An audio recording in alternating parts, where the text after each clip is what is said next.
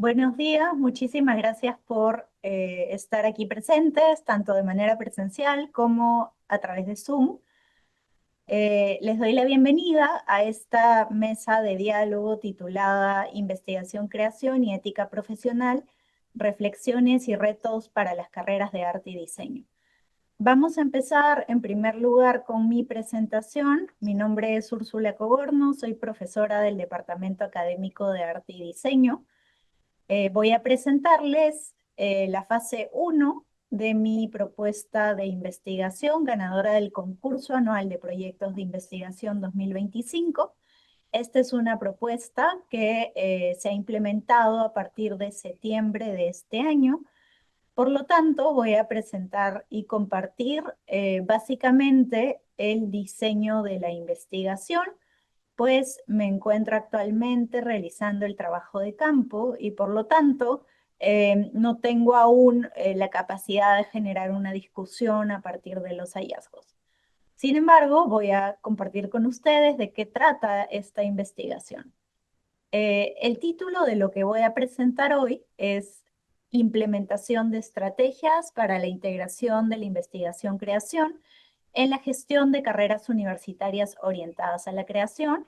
Lo que voy a presentarles es la fase uno. La fase uno tiene que ver con la comprensión del fenómeno. ¿Sí?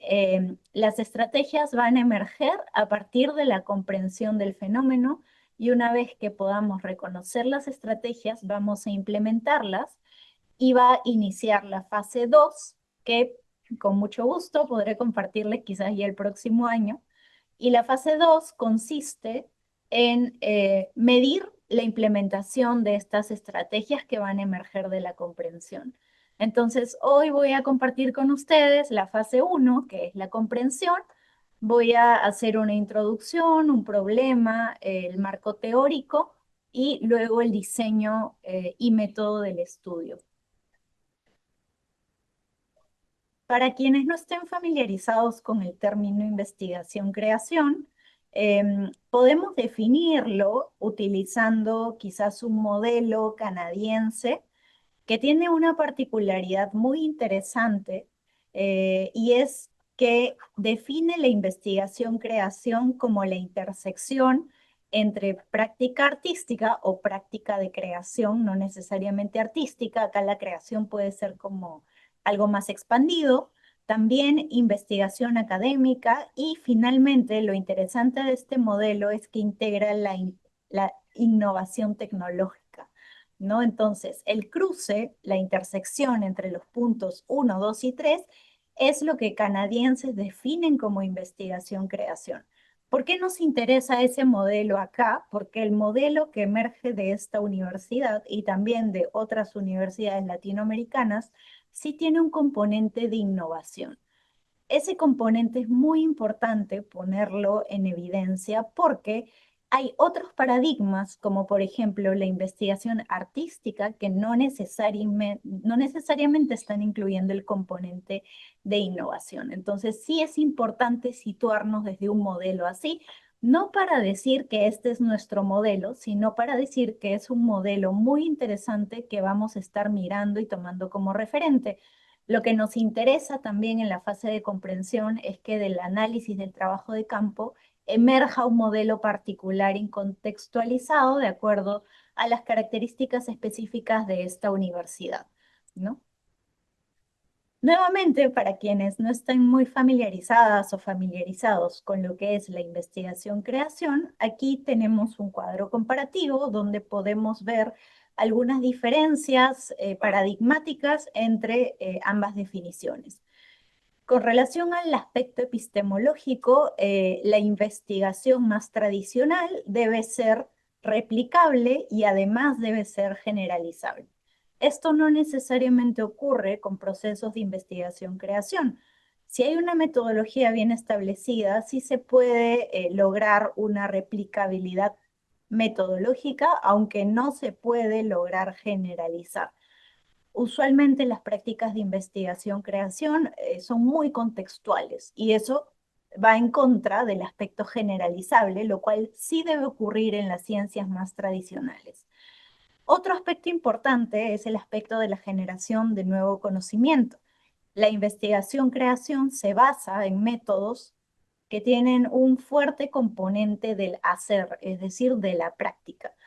Eso nos lleva a procesos no lineales, sino cíclicos, iterativos, a diferencia de una investigación más tradicional, donde sí hay una linealidad que avanza en un sentido y que difícilmente se puede retroceder y replantear por completo. Luego, con relación a la evaluación, aquí hay mucha discusión a nivel global. ¿Cómo evaluamos los productos o outputs de una investigación-creación? Aquí se va a valorar el impacto en sectores como el sector cultural y creativo. No necesariamente esos impactos pasan por las lógicas de las publicaciones científicas, sino tienen otras lógicas como por ejemplo festivales, exposiciones, ferias, ¿no? Otras lógicas de difundir las investigaciones, creaciones. En el ecosistema de las investigaciones más tradicionales, pues sí vemos que los resultados son mayormente expuestos y difundidos a través de las revistas académicas indexadas. Disciplinas asociadas a cada uno de los paradigmas, acá podemos ver que aquellas que están vinculadas con la investigación-creación pertenecen a las industrias culturales y creativas, artes, diseño, arquitectura, gastronomía, cine, teatro, música, danza, mientras que el paradigma de la investigación más tradicional, más positivista, pues se basa en las ciencias naturales, ciencias médicas, sociales, ingenierías, economía, medicina. Dicho esto, vamos a revisar algunos antecedentes del problema de la investigación. Vamos a situar la investigación-creación como un enfoque metodológico. Es un enfoque interdisciplinario que tiene su origen en países y regiones del norte global, como Australia, Canadá, Estados Unidos, Europa. Se ha encontrado también que hay un desajuste a nivel taxonómico de otras formas de llamar lo que aquí vamos a entender como investigación-creación. Como les decía, hay matices muy variados, algunos incluyen la innovación, otros no incluyen la innovación, y acá hay un listado de algunas terminologías similares que las mismas revisiones escritas en español, donde se enuncia la investigación-creación, traen como antecedente de dónde emerge este término. Otro aspecto importante para comprender el problema es el tema de las industrias culturales y creativas y su relación con las instituciones de educación superior. Sabemos que existe un sector económico basado en la creatividad, ¿no? Eso a nivel global se conoce como industrias culturales y creativas. El impacto de las industrias culturales y creativas en la economía mundial es un tema de interés creciente. Em, Recientemente, este mismo año, hemos visto estudios que exponen la necesidad de poner especial atención a cómo se forman a los profesionales de estas industrias, sobre todo en el sur global, porque es un tema que no ha sido tan atendido en esta región. Resulta que hay un impacto también de la formación de estos profesionales en cuanto a su empleo, su capacidad de innovación y también cómo se insertan en sus respectivos trabajos. También hemos visto que hay una escasa infraestructura de apoyo y se ve la necesidad de generar políticas más inclusivas. Al hablar de políticas, y estamos abarcando un nivel mucho más macro, ¿no? Que excede por completo la institución universitaria. Sin embargo, es importante también comprender cómo ocurre esto al interior de la institución universitaria y de eso se ocupa esta investigación. En Perú vemos que hay casi 300 carreras vinculadas a la economía creativa, ubicadas en universidades tanto públicas como privadas de distintas regiones del país. No tenemos data actualizada sobre cómo es la producción de conocimiento desde las carreras, es decir, las tesis de licenciatura, en áreas como arte y arquitectura. Esta información está muy desactualizada, lamentablemente el último estudio fue de 2011, ¿no? Pero ya vemos que hay una desatención también que se va a poner en evidencia Y luego, un poco también si lo llevamos a la gestión del conocimiento, ya no tanto la gestión de las carreras, es decir, a cómo se da la investigación-creación desde los docentes como investigadores creadores, vemos que hay una falta de reconocimiento de enfoques como la investigación-creación en el marco regulatorio nacional, tanto desde el RENACYT como desde el CONCITEC. Las políticas de promoción y apoyo para gestionar proyectos de este tipo, financiar proyectos de este tipo y cómo se reconoce la difusión de proyectos de este tipo, pues tiene muchos problemas porque no está adecuada con la naturaleza y el paradigma de lo que hemos visto en la investigación-creación. Entonces, otro tema bien interesante es que aquí en Perú no existen doctorados vinculados a la creación artística, de diseño, de arquitectura. Al día de hoy todavía no hay, es posible que haya como mucho interés en que existan, pero al día de hoy se plantea que no existen programas doctorales desde este enfoque. ¿No? Entonces, eso también es información relevante porque, digamos, hay una brecha en cuanto a un espacio desde el cual se pueda generar conocimiento desde enfoques de esta naturaleza. Entonces, vemos que hay una comprensión limitada de la investigación-creación como metodología de investigación, ¿no? En la gestión, por un lado, insisto, desde las carreras, ¿no? Que es un ámbito más formativo, pero también de la gestión de conocimiento, como lo que hemos visto cuando hemos conversado sobre esta situación problemática que hay en el país, ¿no? Entonces, otro problema también es la valoración creciente en regiones del norte global, pero vacíos regulatorios y desconexiones en economías emergentes como las latinoamericanas, ¿no? Si bien se está avanzando, todavía no tenemos capacidad de redes, de articulación regional, tampoco articulación a nivel latinoamericano, ¿no? Entonces, eso se pone en evidencia también. Las consecuencias de estas brechas es que hay una baja generación de conocimiento en el sector cultural y creativo, ¿no? Representado por las industrias culturales y creativas. Y esto también es una gran limitación para estudiantes, docentes y profesionales del área relacionados a la producción de conocimiento desde la academia. Hay un escaso posicionamiento competitivo también de universidades y se genera entonces la necesidad de identificar qué estrategias existen, ¿no? Para integrar este enfoque en la gestión institucional. ¿No? Por una parte, insisto, está la gestión de las carreras, pero por otra parte está la gestión de conocimiento. Entonces, ¿cómo promovemos algo que vemos que está enfrentando un vacío? Pues identificando qué estrategias tenemos, ¿no?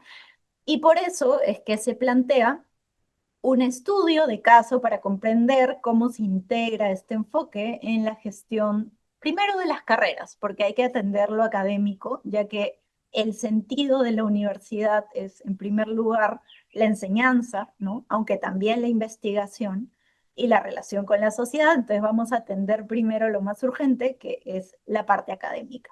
La pregunta central es cómo se integra este enfoque de investigación-creación en la gestión estratégica de carreras universitarias orientadas a la creación, y como estamos en el campo de la gestión estratégica, vamos a integrar dos teorías muy importantes y muy bien consolidadas de esta área, que son las teorías del nuevo institucionalismo y la teoría de stakeholders o partes interesadas. Tengo preguntas específicas que están alineadas con los objetivos específicos, ¿no? Al ser un estudio de caso, el enfoque es cualitativo, como lo veremos más adelante, y básicamente los objetivos son de exploración, de análisis, de examinar y de identificar las categorías y subcategorías vinculadas a ambas teorías. Eso lo veremos más adelante.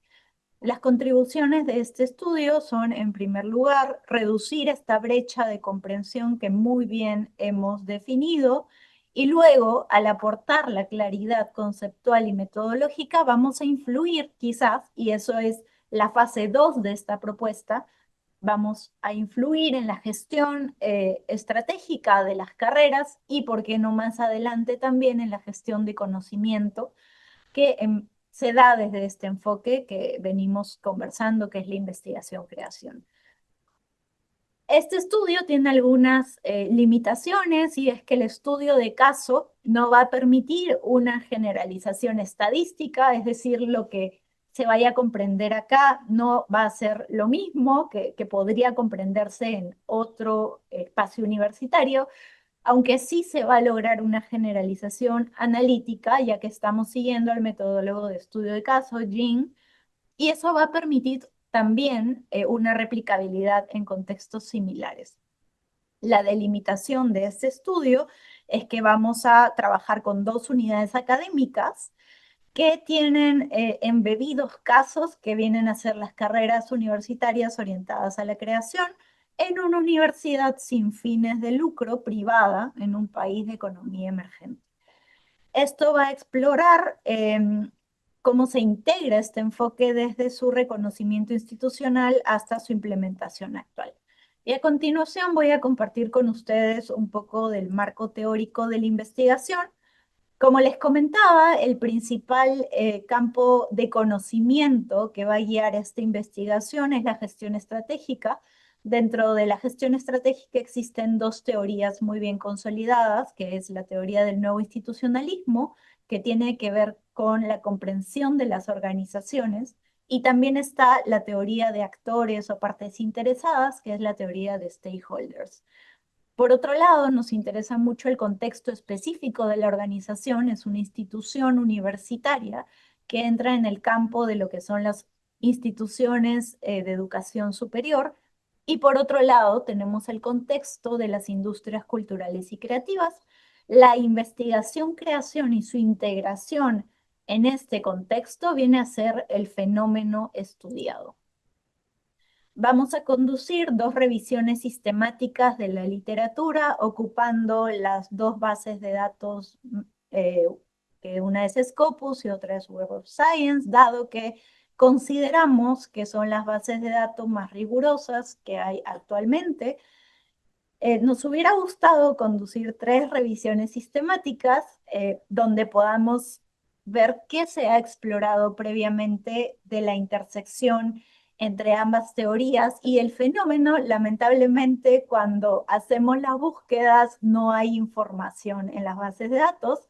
Por eso, por un lado, se pone en evidencia la brecha de conocimiento que hay, y por otro lado, ya que no hay conocimiento generado desde esta intersección, hemos decidido separar las revisiones y tener, por un lado, una revisión sistemática donde va a converger la institución de educación superior y la teoría del nuevo institucionalismo, y por otro lado estamos haciendo otra revisión sistemática donde van a converger la institución de educación superior y la teoría de las partes interesadas.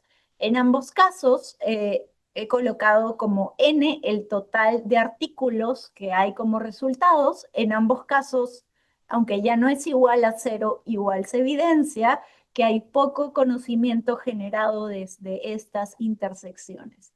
Lo que toca a continuación, y ese es el estado actual de este proyecto de investigación, es analizar los resultados y organizar el conocimiento generado que podemos encontrar en las bases de datos. Esto va a ampliar y va también a permitirnos afinar las categorías y subcategorías que se han establecido a priori antes de entrar a hacer la revisión sistemática. Actualmente trabajamos con estas categorías y subcategorías. Las primeras dos, isomorfismo y legitimidad, vienen de la teoría del nuevo institucionalismo. El isomorfismo se refiere a la gestión de las presiones que cualquier organización enfrenta cuando en su día a día, ¿no? Según la teoría del nuevo institucionalismo, existen tres tipos de isomorfismo o presiones: las coercitivas, las miméticas y las normativas. Cada una de ellas tiene particularidades muy interesantes. Por ejemplo, las coercitivas son aquellas que se dan debido a lo que la misma organización espera ¿no? Del entorno, qué cosa ven como casos ejemplares, ¿no? Fuera de la organización y dentro de la organización.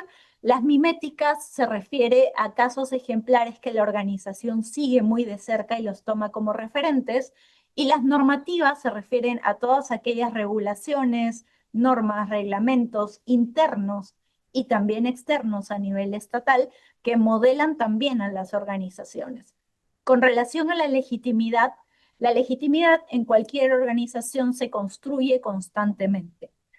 También tenemos tres subcategorías. Cognitiva, que tiene que ver con los procesos de comprensión de cómo son las cosas, son procesos compartidos y dialógicos.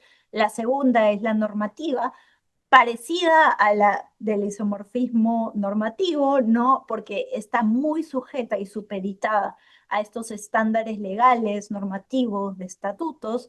Y la pragmática es como en la práctica, y aquí viene lo interesante y su relación con el segundo punto de stakeholders, la pragmática tiene que ver con las dinámicas entre las partes distintas, los actores distintos de la organización y también los actores que están fuera de la organización.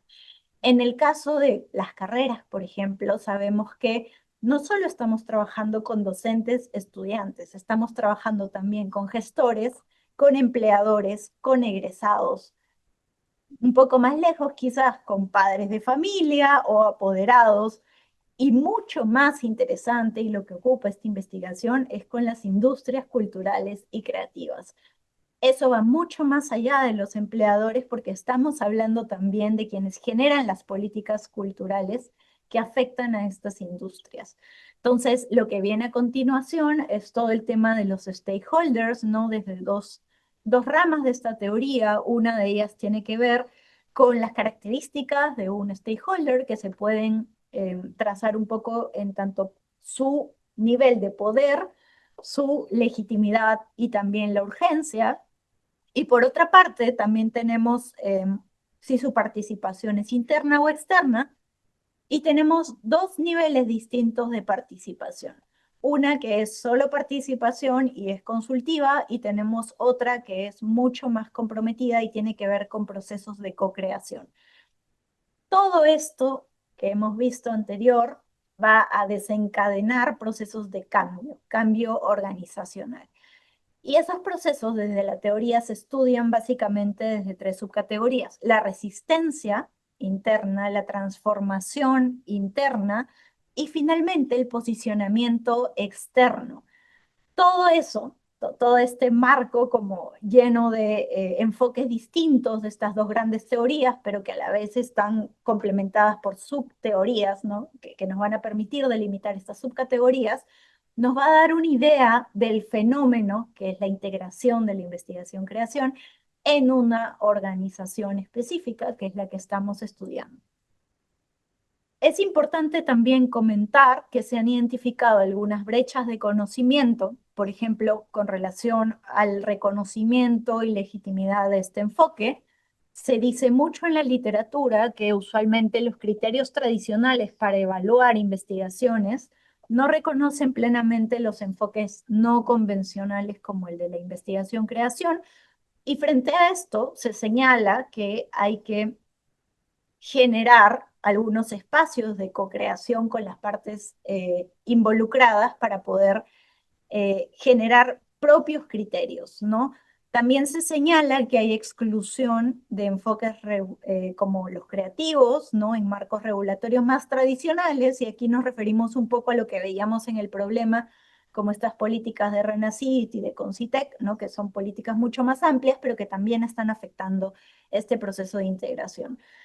Con relación a Latinoamérica, hay muy poco estudio desde este enfoque de la gestión estratégica, pero tenemos un antecedente importante que es colombiano, ¿no? Donde se describe de manera narrativa, ¿no? Eso es importante también ponerlo en evidencia. No es que se haya investigado de manera rigurosa cómo esto se ha integrado en otros espacios de la región, sino que se ha narrado, ¿no? Cómo fue el proceso de integrar este enfoque en Colombia, ¿no? En Colombia, a diferencia de lo que está ocurriendo acá, la integración vino desde nivel estatal, Es decir, hubo muchas mesas de trabajo y reuniones entre industrias culturales, academia y Estado para determinar qué es este enfoque, cómo debe integrarse y cómo debe medirse también. En Colombia es un caso ejemplar, pero a diferencia de lo que está ocurriendo acá, pues vino del Estado y luego empezó a bajar hacia las industrias y las universidades. Acá lo que está pasando es al revés, emerge de las universidades y esperamos que pueda ir también permeando un poco en el Estado. Con relación a la evaluación y la sostenibilidad, hay autores que ya proponen criterios específicos para evaluar. Sin embargo, también proponen que estos criterios deben ser muy contextuales, ¿no? Y que deben emerger de metadiscursos compartidos, valorados en las comunidades de investigadores creadores. Con relación a las presiones, les decía el isomorfismo y las dinámicas de co-creación con stakeholders, hay autores ya bastante como fundacionales que por un lado describen cómo las presiones, ya les decía, las tres subcategorías, modelan la adopción de las innovaciones en las organizaciones. Por otro lado, también se aborda cómo las características de las partes interesadas, que son poder, legitimidad y urgencia, influyen o no en la implementación de los cambios estratégicos. También se subraya que hay a veces limitaciones porque faltan espacios para procesos de co-creación efectiva con stakeholders. Luego, con relación a esta comparación entre un contexto más global y un contexto más local, hay autores que analizan, ¿no? Y eso es lo que buscamos también hacer desde esta región, cómo las redes del norte global han generado legitimidad de este enfoque en sus propios países, ¿no? Lamentablemente no hemos sido incluidos en esos procesos, pero eso es también un motivo para poder hacerlo desde esta región. También se examina recientemente cómo las universidades de economías emergentes enfrentan dificultades cuando adoptan estándares internacionales. Es decir, la solución no es replicar lo que se hizo en el norte global, sino comprender lo que ya hacemos y que de la comprensión emerja la forma de hacerlo desde aquí. Luego, como les decía hace un momento, tenemos el caso de Colombia, que es un caso ejemplar. Sin embargo, no es el caso que podemos repetir acá tampoco. Ahora ya para ir cerrando, porque como les digo, todo esto está aún en proceso, voy a compartir con ustedes un poco más los aspectos metodológicos del diseño y el método. El enfoque, como les decía, es cualitativo, es un estudio de caso, el alcance es exploratorio y la lógica es inductiva, también es deductiva porque hemos hecho como diseño de la investigación, un poco basándonos en las categorías y subcategorías de los marcos teóricos, pero lo que va a emerger con fuerza es inductivo, ya que va a salir a partir de la comprensión del campo que se está realizando. Los paradigmas son interpretivista y socioconstructivista porque creemos fuertemente que la realidad se construye a través de las dinámicas sociales, ¿no? Luego también estamos usando el metodólogo Jin, que es muy reconocido para apoyarse en él a la hora de hacer un estudio de caso. Específicamente es un tipo 2, es decir, es un solo contexto, una sola universidad, un solo país, ¿no? Una sola región, una sola universidad y un solo caso. El caso es la integración de este fenómeno en unidades de análisis. Son dos unidades de análisis. Más adelante voy a comentarles cuáles son. Y los instrumentos que vamos a aplicar pues son fichas de observación no participante, análisis documental, guías de entrevistas y guías de grupo focal. Los participantes y el contexto, como les decía, el caso es la integración del fenómeno, el contexto es esta universidad privada ubicada entre el top 5 de las mejores universidades del Perú, sin fines de lucro en un país de economía emergente. En principio se iba a trabajar solo con una unidad académica, ¿no? Pero hemos tenido acceso a una segunda unidad académica, lo cual también nos va a permitir contrastar ambos casos, ¿no? El modo de elegir las unidades académicas se basa en de dónde vienen los 11 primeros grupos de investigación-creación que esta universidad reconoció recientemente. Se ha detectado que básicamente vienen de 4 unidades académicas. Se pidió acceso a las 4 unidades académicas, 2 no tuvimos respuesta y 2 sí tuvimos respuesta, así que vamos a trabajar con las unidades académicas de arte y diseño y arquitectura y urbanismo. Dentro de cada unidad, en el primer caso existen 7 carreras y en el segundo caso una sola carrera. Esta situación particular nos va a dar también luces de cómo son las dinámicas de organización de estas dos unidades que en común tienen la integración del enfoque, pero son muy distintas porque una solo está orientada a una carrera, mientras que la otra gestiona 7 carreras. Entonces, la posicionalidad es muy importante declararla en este tipo de estudio. Ya les decía que es interpretivista y socioconstructivista, pero también es importante declarar desde el inicio que al ser yo parte de la institución, pues soy insider y eso tiene un pro, ya que me va a permitir hacer una práctica mucho más reflexiva y profunda y no hay ningún problema con relación a los sesgos porque Jean establece cuáles son las formas de no sesgar una investigación. El criterio de selección, ya les decía, nos basamos en criterios específicos, que son estos de aquí, y luego comentarles que ya me encuentro en la etapa de recojo de la información, trabajo de campo, en cursos, en eventos abiertos al público, grupos focales, el análisis de los datos, básicamente desde la aproximación interpretivista, también va a apoyarse en metamatrices para poner en relación la data extraída de cada uno de las técnicas e instrumentos involucrados. También va a haber un análisis temático para identificar patrones. Básicamente vamos a hacer 3 ciclos de análisis de datos. Un primer ciclo de codificación abierta y cruzada, mapeo y reducción, y luego vamos a identificar no solo las categorías planteadas a priori, sino también las categorías emergentes y temas de la investigación. Entonces acá les comparto unos pequeños screenshots de cómo va ese proceso de análisis, ¿no? Trabajamos con matrices, un primer ciclo muy abierto a detectar temas que quedan por fuera de estas teorías y luego ya un ejercicio de ir agrupando por temas, ¿no? Si bien el campo no está cerrado al día de hoy, es muy importante amasar la data conforme uno la va levantando porque eso nos permite también volver al campo con otros ojos, ¿no? Y tener nuevos hallazgos. Finalmente, ya para cerrar la presentación, me parece muy importante que toda investigación tenga criterios de validez y confiabilidad. Yo nuevamente me estoy basando muy fuertemente en Jean. Entonces, esto se va a determinar de acuerdo a 3 criterios muy importantes. El primero es la validez del constructo, el segundo es la validez externa y el tercero es la confiabilidad. Entonces yo tengo muy presente este cuadro siempre porque aquí está el rigor de una investigación, ¿no?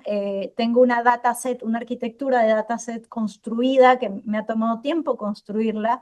También tengo las matrices de análisis, estoy usando también el Atlas T para apoyarme un poco porque hay tanta información que ya las matrices desbordan, entonces estoy pasando también procesos de análisis con Atlas T. Luego también es muy importante hacer reportes a quienes informan.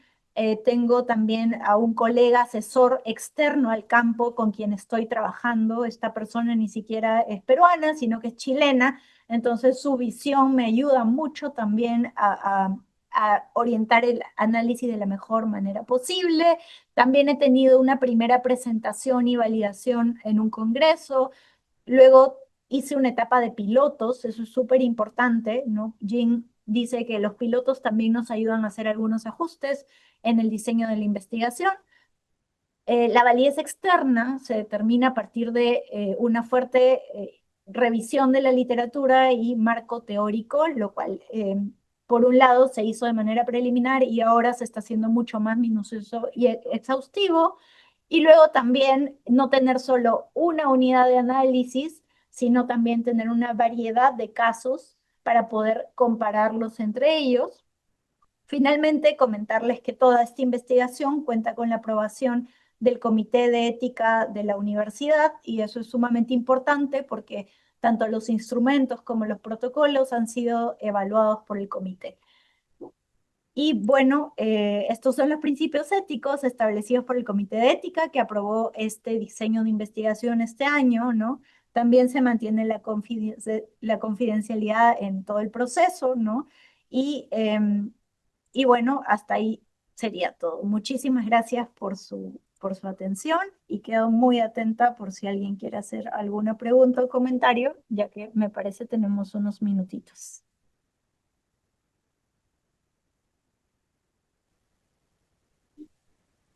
Estamos.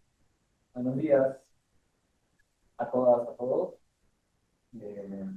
Nos toca el día de hoy presentar nuestro trabajo de investigación titulado Ética en el diseño en el Perú, reflexiones críticas que vinculan la educación y la práctica profesional en diseño. Estamos físicamente el día de hoy.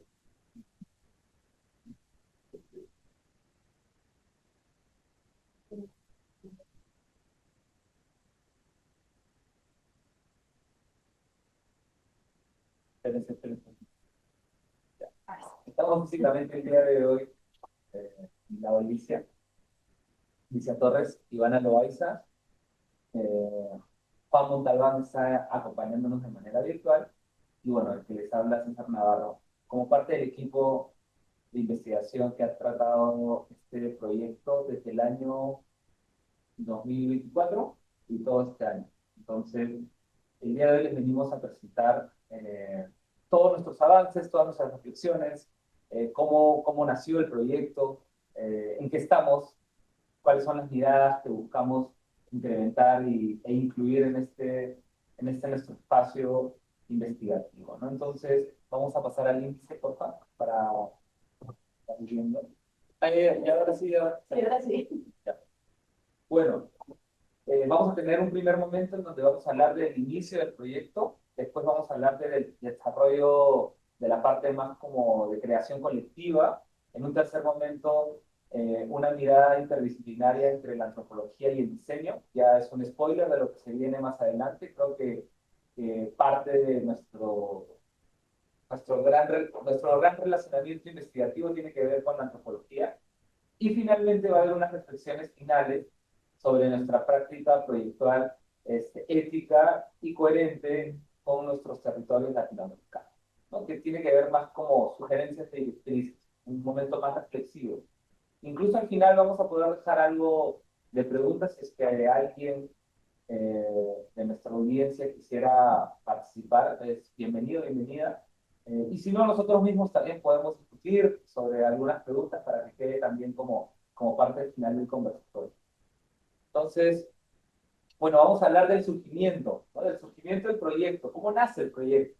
De hecho, aparece ahí, más allá de la academia, en la aplicación de la ética en la práctica proyectual.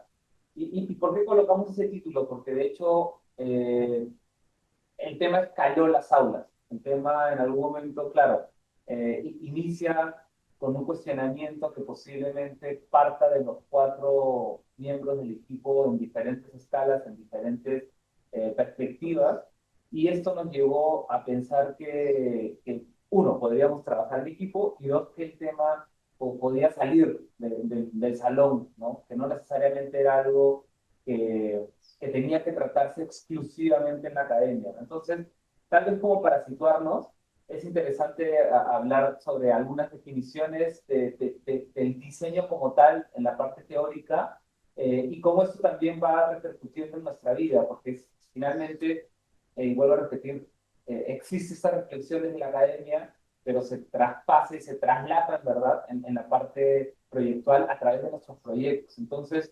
citando un poco a algunos autores que a lo largo de la historia del diseño han ido como traduciendo también la práctica proyectual en sus palabras.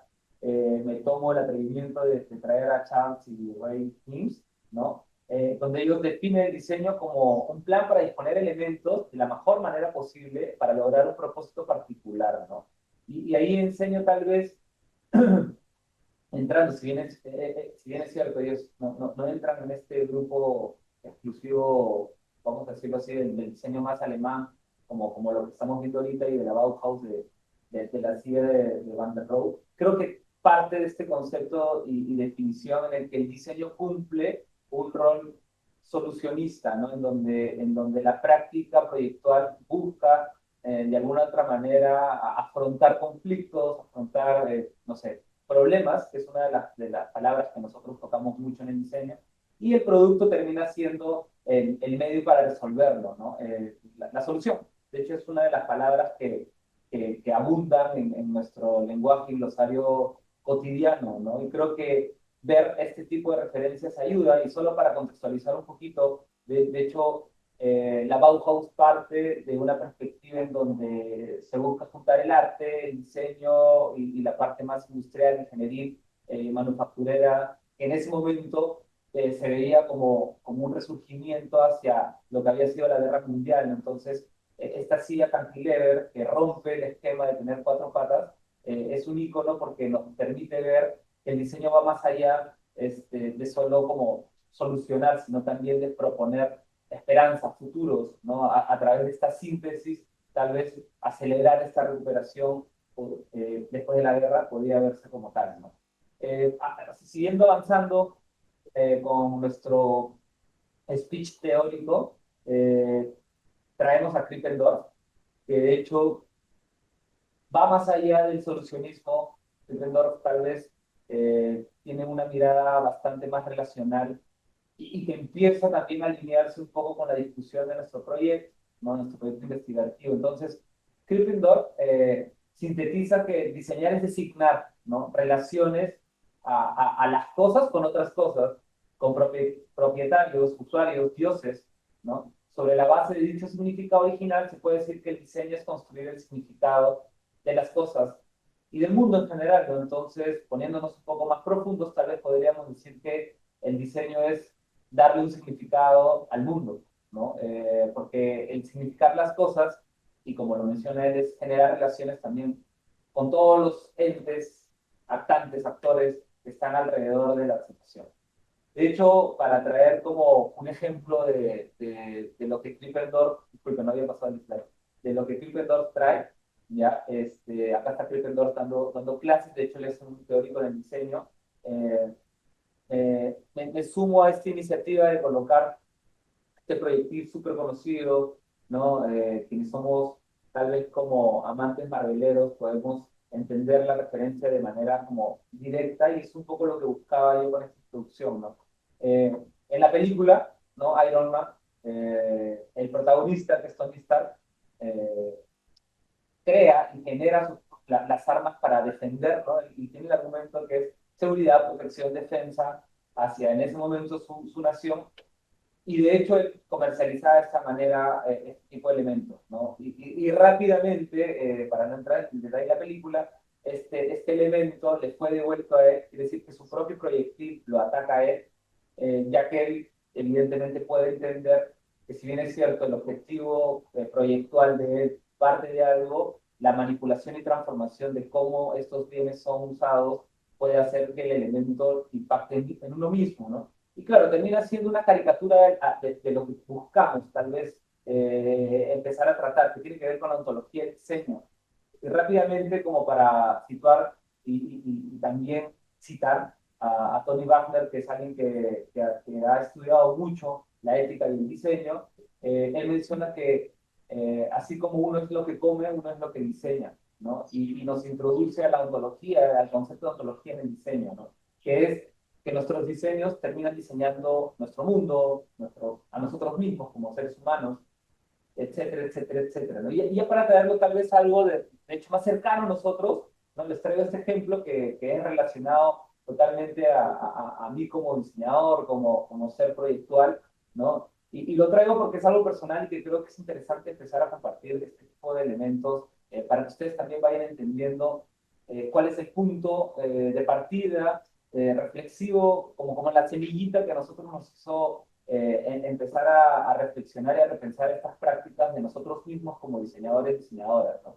En este caso traigo una Kamauzi, ¿no? En el año 2022 tuve la oportunidad de trabajar en la empresa Metax y de hecho el foco de Metax en ese momento pandémico era diseñar, fabricar, instalar, ¿no? Y dar servicio y soporte técnico a las camas UCI, ya que nuestro país se vio afectado como muchos otros en relación al COVID-19, ¿no? Entonces, de hecho, algo interesante que discutíamos mucho en el equipo y con las personas distintas que estuvieron participando en el proyecto es qué tan responsable tiene que ser nuestra validación con este tipo de elementos, ¿no?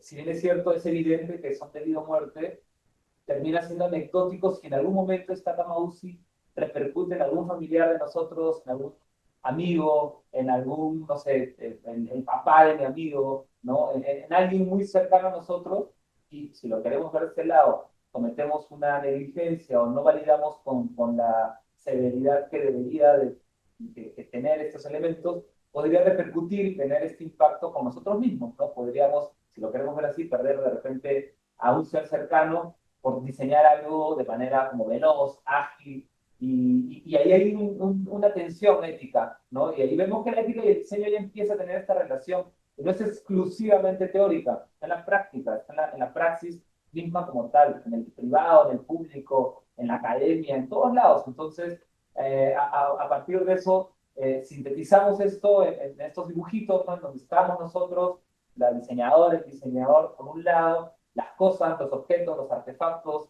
diseñados por nosotros, y están los actores humanos, usuarios, objetos que están envueltos en las situaciones, ¿no? Entonces, siguiendo este concepto ontológico, todo está relacionado, ¿no? Entonces, las cosas, los objetos, lo diseñado, terminan diseñándonos tanto a nosotros como diseñadores, como a los seres humanos, como a las situaciones en las que estamos, ¿no? Entonces, con este concepto ya dividimos, o mejor dicho, eliminamos esta división entre los dos campos, que son la ética, ¿no? Que estamos viendo ahorita que tiene una intersección muy fuerte con el diseño y dejamos de verlo como separados, y es por ello que nosotros consideramos que nuestra investigación parte de la ética en el diseño, ¿no? De entrar en estas áreas grises, ¿no?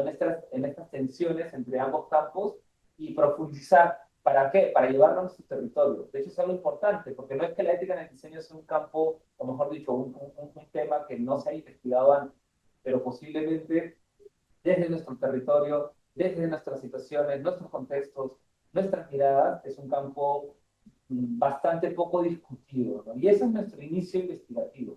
¿Qué hicimos después? Así rapidito para entrar ya a la parte 2, 3, 4, falta que mis compañeras introduzcan el tema también, ¿no? Entonces, ¿qué es lo que decidimos hacer? Ok, tenemos el tema, los cuatro estamos interesados, sabemos, tenemos nociones distintas, cada uno desde del bagaje que aporta, desde la investigación, desde la praxis, etcétera, pero nos gustaría entender cómo los profesionales, los académicos del diseño en nuestro país entienden también la ética en el diseño, ¿no? Entonces, generamos entrevistas a profundidad. Este fue el primer momento que tuvimos, ¿no? Nos juntamos los cuatro, tuvimos esta selección de personajes distintos, con posiciones distintas, ubicados entre el sector más académico, entre tal vez un sector más empresarial, tal vez un sector más incluso público, ¿no?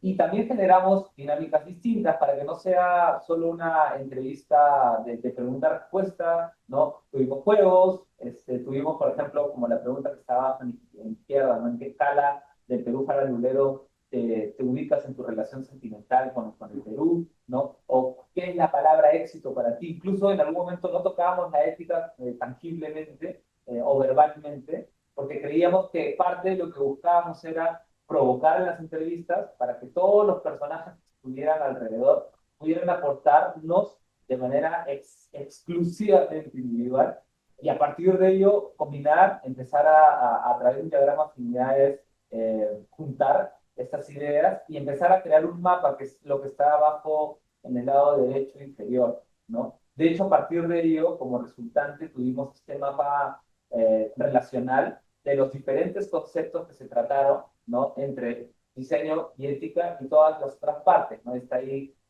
por ejemplo, la ética está sujeta a perspectivas, ¿no? El impacto positivo del diseño, el impacto no tan positivo del diseño, ¿no? Las posturas éticas y no éticas que se construyen tanto en el privado como en el público. Hay diferencias, hay contrapartes, esa tensión de que en la academia tal vez hay un espacio que se va perdiendo y degradando mientras esto va pasando en la parte más empresarial. Y todo ello hizo que nosotros tengamos este mapa y una vez obtenido este mapa y visualmente sobre todo, decidimos ir a un segundo momento, ¿ya? En donde ya no valía la pena tal vez tenerlos a nuestros personajes de manera individual, sino tal vez empezar esta construcción colectiva. Y es ahí donde le doy el paso a Ivana para que les cuente lo que vino luego. Bueno, continuando esta primera etapa de investigación con los participantes muy entrevistas, pasamos a un taller participativo donde volvimos a invitar a los participantes anteriores y se sumaron nuevos perfiles, siempre perteneciendo a estas tres áreas del sector público, privado y academia. Y en este caso ya le dimos un material de intervención, que era este gráfico anterior, para que ellos puedan intervenir, comentar, tachar, si no creía adecuado ese algo enunciado ahí. Y a partir de eso ellos iban generando en cada mesa de trabajo una discusión. Esa discusión nos llevó a que cada equipo, cada miembro pueda proponer o pueda identificar ciertos criterios que se deben de considerar para que la ética del diseño pueda considerarse eficiente, adecuada e incluso también sostenible en el tiempo, ¿no?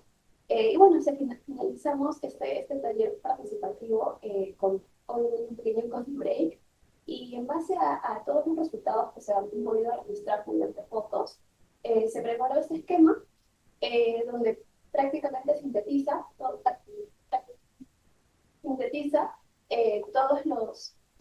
lo conversado en el taller, ¿no? Y se menciona que en el sector público hay una necesidad por institucionalizar la ética, ¿no? Y ver quiénes serían los encargados de liderar esta propuesta, ¿no? En el sector privado comentaban que necesitaba un espacio, contexto, entorno, para que los participantes puedan, o las personas interesadas en el diseño, puedan sentirse pertenecientes en este contexto, ¿no? Y dialogar entre ellos y poder quizás generar una macrocomunidad de diseñadores, ¿no? Y también en el sector academia se halló que hay una reducida, hay un espejo que necesita, bueno, que en este caso se carece de héroes latinoamericanos, donde muchas veces seguimos referentes europeos que no necesariamente hablan mucho del contexto latinoamericano, cultura, etnias, ¿no? Y también se vio evidenciado que muchas veces la academia, en cuanto a ética, siempre respeta por el tema del uso de las normas, el uso de la propiedad intelectual. Y vemos que la ética situacional no se aborda mucho en cuanto al impacto.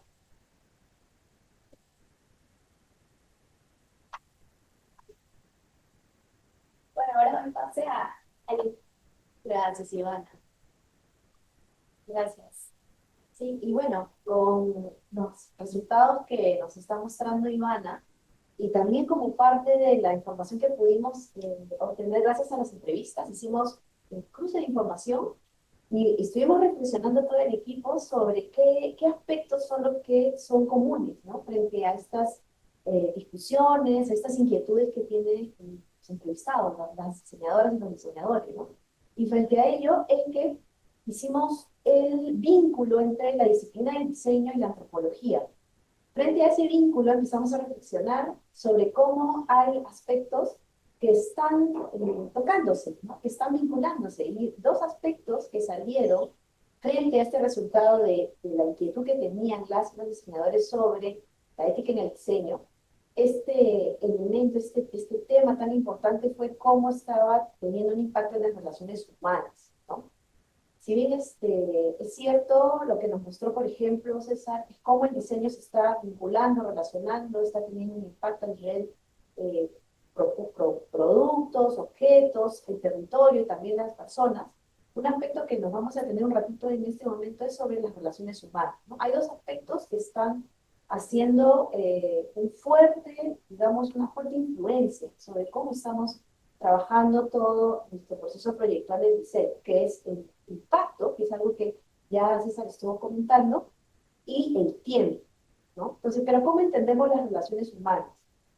Si vemos cómo el proceso del diseño, digamos, todo este proceso proyectual se está llevando a cabo a través de estas relaciones, si vemos cómo estas relaciones son atravesadas por el diseño, estamos observando cómo está habiendo esta interacción entre los actores, ¿no? Actores que son, por ejemplo, los mismos diseñadores, las diseñadoras, con las personas con las que se trabaja, los usuarios, con además otros actores que están involucrados en el proyecto de diseño, ¿no? Entonces, ¿qué está pasando con esas interacciones? Es algo que, justo lo que mostraba Ivana, no se está permitiendo reflexionar, ¿no? Y este momento del workshop sí pudimos realizarlo, ¿no? Y es algo que está buscándose que haya más de esa práctica reflexiva.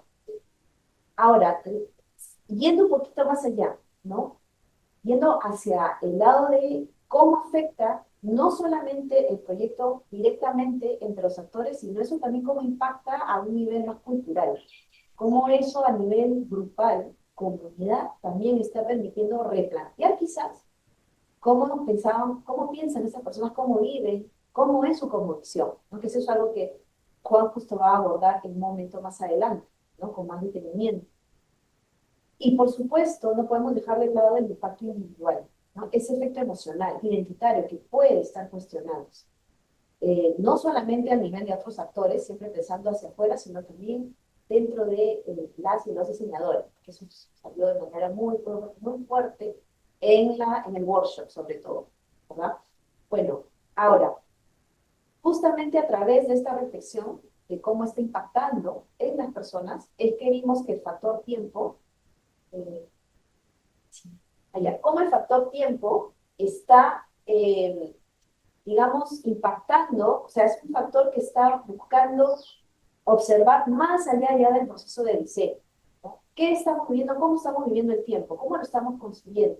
Y de hecho ahí recurrimos a un autor alemán que es muy importante para nosotros, que es Frank Rosas, que habla sobre cómo estamos viviendo el tiempo desde el aceleracionismo, ¿no? Y pensándolo el aceleracionismo como ese aumento de velocidad en los procesos, que sobre todo están orientados a las metas, que como decía, por ejemplo, César, estamos buscando ver cómo se genera el producto, ¿no? Y quizás nos olvidamos un poco del proceso, ¿verdad? Y eso se puede manifestar no solamente en el proceso de diseño, sino en una vista más macro, se puede ver en la cotidianidad. Esto que nosotros tomamos como algo ya normalizado, ¿no? Como las unidades de acciones de tiempo, que es lo que dice Jaime Rosas, son cada vez más cortos, ¿no? Dormimos poco, comemos rápido, o sea, hacemos más cosas en el tiempo. Y eso también pasa en el proceso del diseño. Hacemos cada momento cada vez más corto, ¿no? Porque buscamos que el producto salga rápido.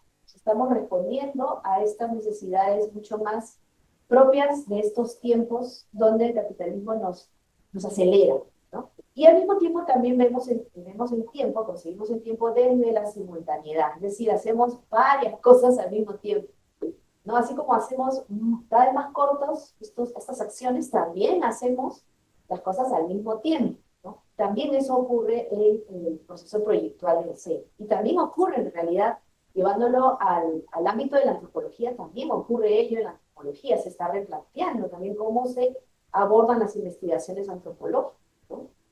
Ahora, llevándolos en nuestro tema hacia observar, reflexionar sobre cómo el ámbito académico se vincula al ámbito laboral, que es el privado y el público, justamente reconocimos esa brecha de pasar de desarrollar proyectos de diseño en la academia hacia el mundo laboral. Hay una brecha donde la ética está haciendo una fuerte presencia. ¿Qué hacemos con la ética en la academia y qué pasa con la ética en el diseño, en el mundo laboral?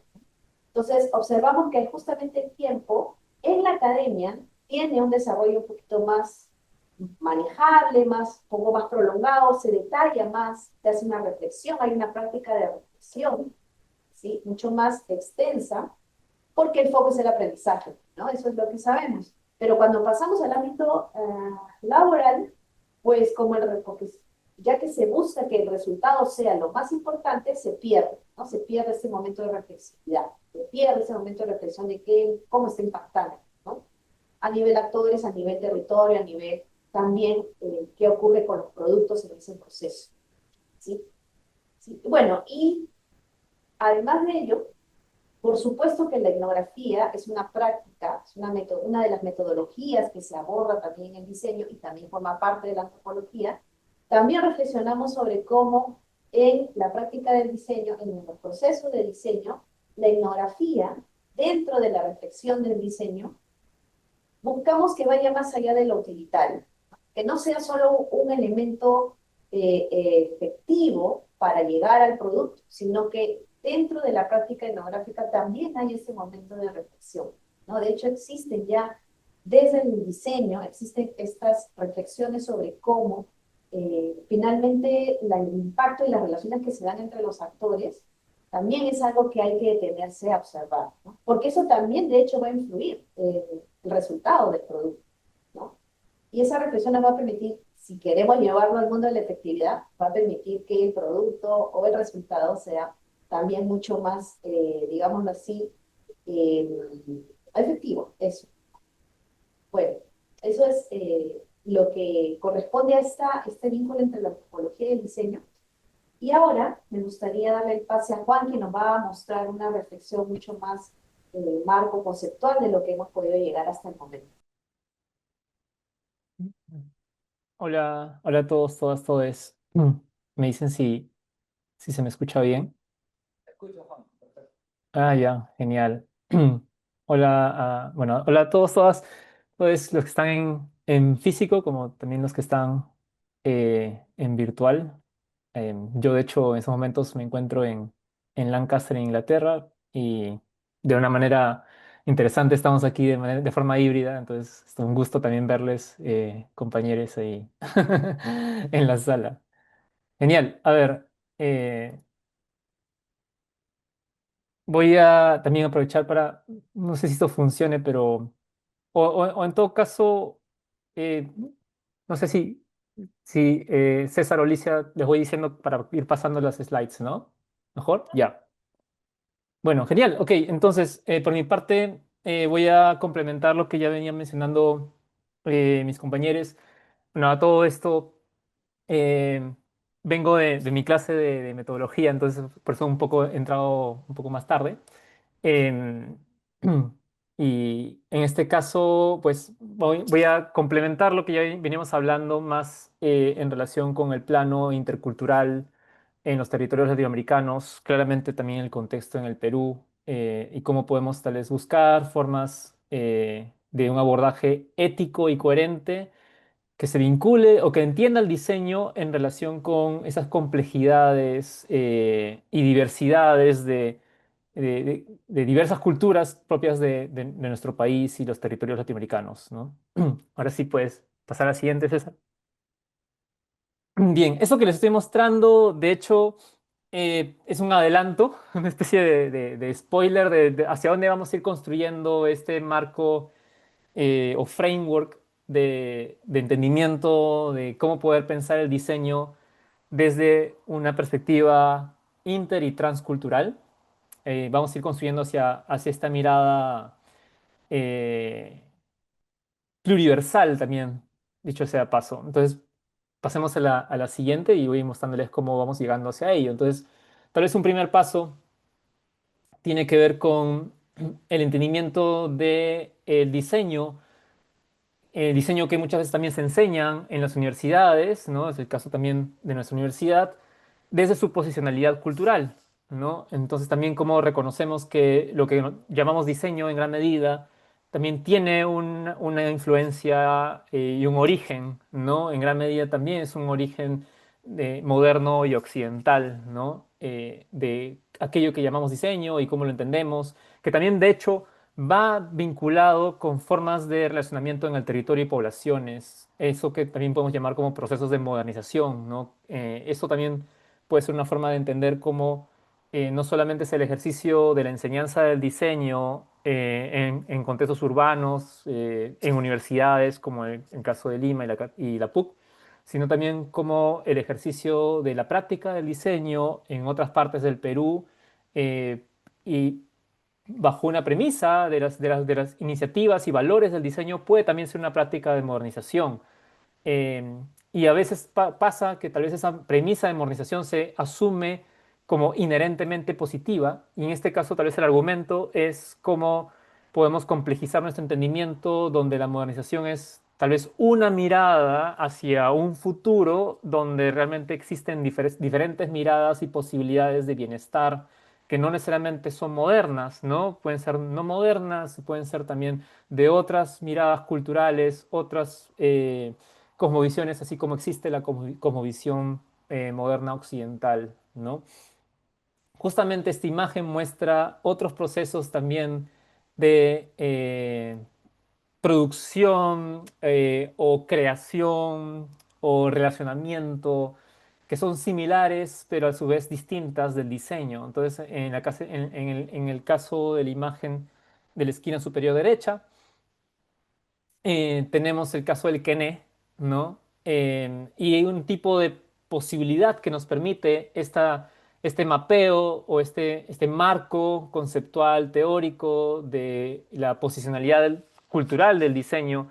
Nos permite pensar que tal vez eso que vemos en la práctica Kené que a veces se llama, de hecho, diseño Kené o incluso arte Kené, posiblemente no sea necesariamente una práctica que tenga que ver con el diseño desde una mirada cultural, sino que tal vez como se parece, tal vez al diseño gráfico, es muy común hacer un ejercicio de proyección cultural, de asumir que entonces también es una práctica del diseño o también debería llamarse diseño Kené. Entonces aquí la invitación es a la pregunta de qué puede ser ello, que es el Kené, cuando lo pensamos más allá de su proyección occidentalizada como diseño Kené, ¿no? A eso vamos a ir construyendo y vamos a ir introduciendo algunos conceptos. Hay un concepto que también está aquí mostrado, que es el de Diprema, que es una idea propuesta por un investigador latinoamericano, un investigador colombiano llamado Alfredo Gutiérrez Borrero, que existe con la idea de recordarnos de que justamente estas prácticas que se originan en otros ejes culturales, que se parecen al diseño, pero que no son diseño, tal vez necesitan un nombre distinto para reconocer que son otras prácticas. Esto es más que nada un ejercicio de recordarnos a los diseñadores de que lo que estamos viendo no es diseño por más de que se parezca, ¿no? Entonces, de ahí surge la idea de Diprema, que significa otras formas de disponer, prefigurar y materializar, ¿no? Para los cuales, por ejemplo, nos permite preguntarnos que si en ese caso que no es mucho más que la parte visual y la configuración visual de elementos que se asocia con el diseño gráfico. Tal vez también nos permite visibilizar que el Kené como práctica también se relaciona con, por ejemplo, prácticas que podemos ver en Occidente como cuestionamientos filosóficos que buscan, en este caso, dar una visualidad a cómo se puede ver la existencia humana en relación con el entorno, ¿no? ¿Cómo podríamos hacer sentido de ello desde un ejercicio, en este caso visual, ¿no? Tal vez esa es la posibilidad que nos permite abrir la puerta a la interculturalidad desde conceptos como Diprema y nos abre una posibilidad de profundizar en nuestro entendimiento de prácticas como el Kené, en el contexto Shipibo-Conibo, y de igual manera también en el contexto andino, dentro de muchas prácticas que pueden existir en el territorio peruano, en esa región. Una de ellas puede ser Huihuania, es una práctica de las poblaciones aymaras, que tal vez en su manifestación puede ser símil o parecida al urbanismo, o lo que entendemos en Occidente como planeamiento urbano o diseño urbano. Sin embargo, tal vez quedarnos solamente con esa traducción de Uguania a la palabra diseño urbano, tal vez nos limita a entender qué más es Uiguania, así como también buscamos entender qué más es Kene, cuando no solamente nos quedamos con el aspecto de diseño, ¿no?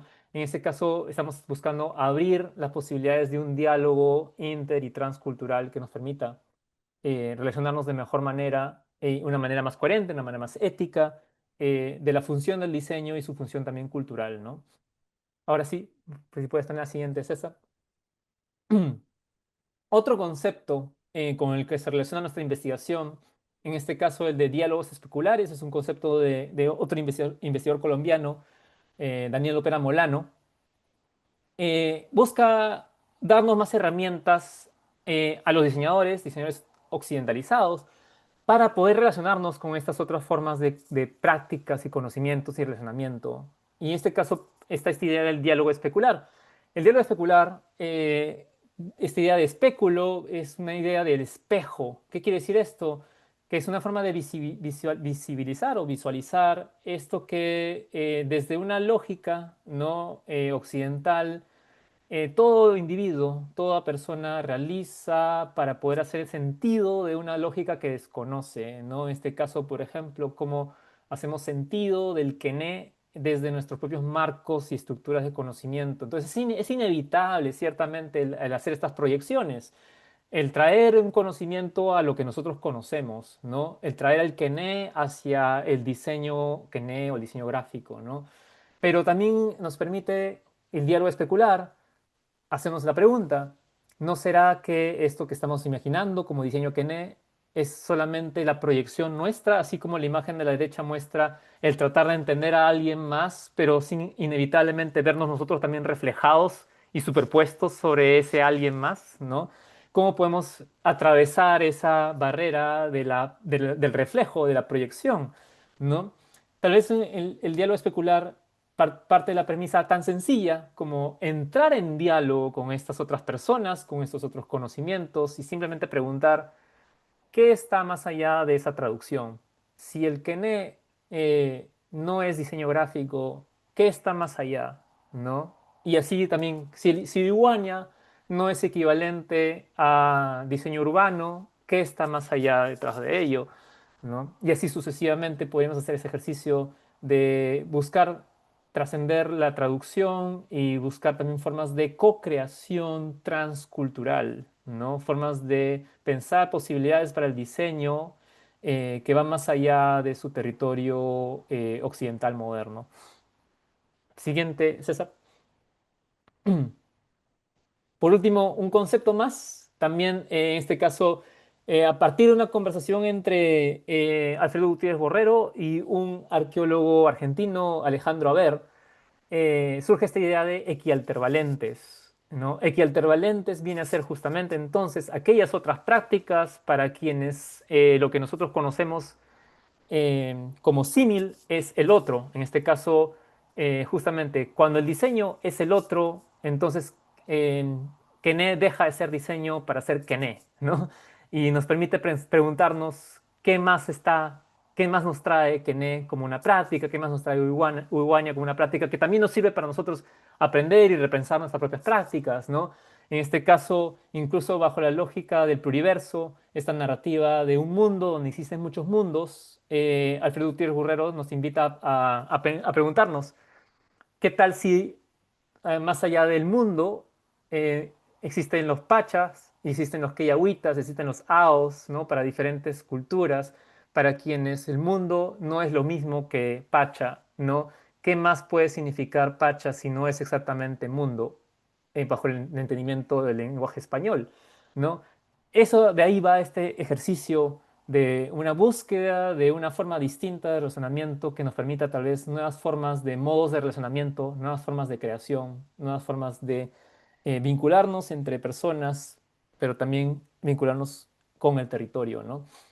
Siguiente, César. Y aquí viene tal vez la contribución que también se relaciona con nuestra investigación. Si entonces empezamos a reconocer que en un panorama y un territorio intercultural. Existe el diseño y el diseño no es universal, sino es una práctica entre otras prácticas. Si existen entonces también los dipremas, manifestados en diferentes prácticas, en diferentes lenguajes, idiomas, en el territorio peruano y latinoamericano. La pregunta que quedaba, tal vez, o dentro de las que quedan, ¿no? Muchas seguramente, que nos invitaba a nuestra investigación era, ¿qué tal si el problema también está en que no solamente está este panorama donde hay el diseño como tal, moderno, occidental, y luego están estas otras prácticas, ¿no? Como dipremas a modernos amazónicos, como el caso del Shipibo Conibo, o dipremas a modernos andinos, como el caso de Luiguaña en Aymara, y así muchos otros dipremas. ¿Qué tal si el problema con este panorama, que es el que se va construyendo en las discusiones latinoamericanas hacia el diseño, es que tal vez está viendo todo muy de extremo a extremo, como blanco-negro, ¿no? Cuando en realidad, en todo ejercicio, cuando hay diseñadores en el contexto peruano que van a un lugar donde se habla otro idioma y nos relacionamos, y claramente no solemos hablar en quechua, sino hablamos en español, y estamos hablando con alguien que nos está traduciendo, ¿no? Alguien que tal vez habla dos lenguas, es bilingüe, y nos está traduciendo de su quechua al español para que nosotros podamos entenderlo. Tal vez el caso es que lo que estamos viendo no es puramente, únicamente una práctica amoderna, una práctica no moderna, una práctica otra, sino tal vez ya una dimensión de hibridaje, ciertamente, una dimensión de mezcla. Y ahí surge el concepto de transema. Transema vendría a ser esa práctica transcultural de una transculturalización de la semantización, que quiere decir dar significado a algo y la materialización de ese significado, ¿no? Es decir, una práctica otra que surge a partir de la mezcla entre una práctica occidental como el diseño y una práctica moderna, no occidental como tal vez el Kené. ¿No? Entonces, ciertamente lo que surge de ese intercambio y relacionamiento de muchos diseñadores que van a diferentes partes del Perú e interactúan con personas que son bilingües y hablan aymara o hablan quechua o shipibo conibo y etc. Lo que surja de ello posiblemente vaya a ser un transema y tal vez la práctica en sí misma no sea diseñar o no sea dipremar, sino sea justamente transemar. Y por eso tal vez la invitación a estos términos, porque nos ayudan a visibilizar y a ser conscientes de la realidad de estas prácticas, ¿no? Donde tal vez el diseño, como lo conocemos, de por sí a lo mejor ya es una dimensión de un transema, porque no solamente nos permite pensar de que aquello que vemos en el territorio peruano, como prácticas que se parecen al diseño, son a una dimensión de mezcla, sino incluso nos permite preguntarnos, por ejemplo, en el contexto de la Universidad Católica y la enseñanza del diseño, ¿qué tanto de lo que enseñamos en diseño es realmente únicamente diseño moderno occidental, del mismo modo que lo que se enseña en Alemania no sé, Inglaterra o otras partes del mundo occidental? Sino que de por sí posiblemente ya haya una dimensión de transemantización, es decir, ya haya una dimensión de mezcla de lo que nosotros mismos enseñamos en Lima, en Bogotá, en Buenos Aires y así sucesivamente, ¿no? César, si puedes poner la siguiente. Ahí entonces surgen estas oportunidades de pensar dónde están esas prácticas hibridadas, ¿no? Si regresas un poquito al anterior, por favor, César. Ajá. Tanto de aquellas prácticas que están hibridadas desde el mundo occidental o occidentalizado en relación con otros ejes de conocimiento y práctica y formas de ver el mundo y hacer mundo, pero también podemos incluso imaginar que existen formas de transculturalización y formas de hibridar prácticas entre ejes culturales que son ajenos a Occidente, ¿no? Entonces también esa dimensión de la posibilidad, bueno, de aquellos que, digamos, nos movemos en el lenguaje del diseño y el mundo del diseño, solamente tal vez a poder imaginar, ¿no? Un ejercicio de imaginación de esas otras prácticas ajenas a lo que alcanza la expansión de Occidente, ¿no? Y ahora sí, por favor, si pones a la última slide, César. Entonces, justamente, esta es la invitación a tal vez pensar el contexto peruano desde una mirada pluriversal, donde reconocemos que existen diferentes prácticas, diseño es una de ellas, y eso creo que nos enriquece a todos, todas, todes. También tal vez enriquece aquello que llamamos diseño incluso en espacios universitarios, ¿no? Visibilizando sus dimensiones de mezcla que ya existen de por sí, y en sí, diprema, transema, dipremar, transemar, diseñarnos, a veces este lenguaje y este marco conceptual, lo que harían potencialmente es enriquecer lo que hacemos en nuestros países latinoamericanos, ¿no?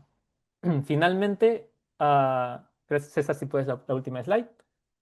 Algunas reflexiones a la fecha que están surgiendo a partir de nuestra investigación en relación a estas discusiones que venimos trayendo, ¿no? Eh, Tal vez un primer punto sería el de racionalidad, perdón, el de relacionalidad, ¿no?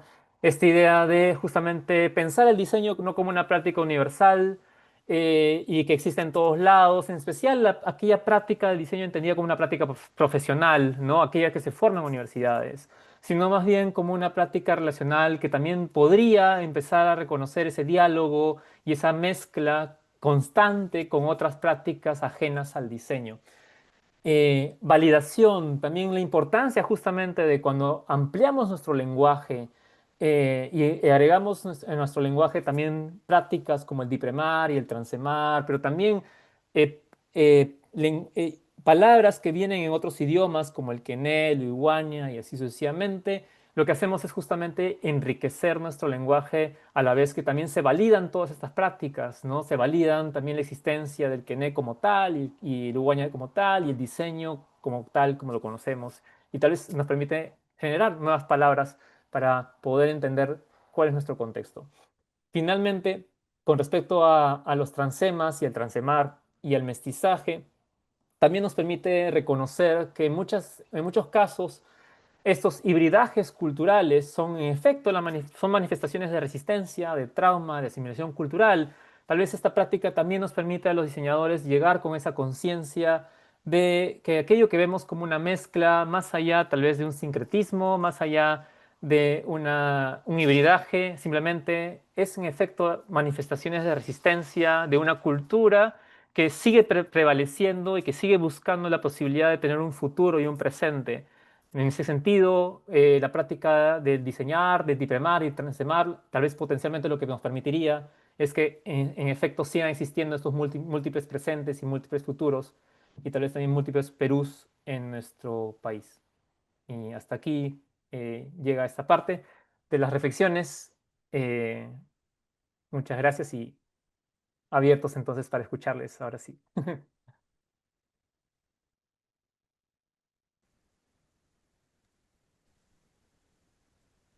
Bueno, ¿sí? Sí, podemos quizás pasar alguna pregunta, ¿Algún comentario? ajá, que tenga alguien por ahí.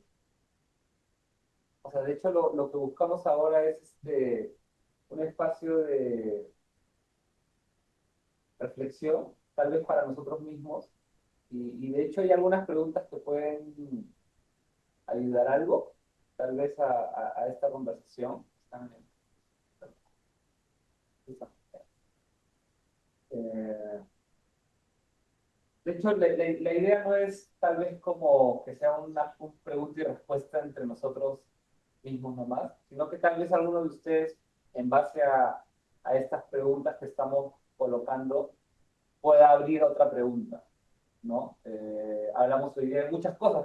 De hecho, el tema de la ética ha destapado varias burbujas, ¿no? En algún momento hemos hablado de la educación, de cómo la ética aparece en la parte educativa, por eso está la primera pregunta de la enseñanza-aprendizaje.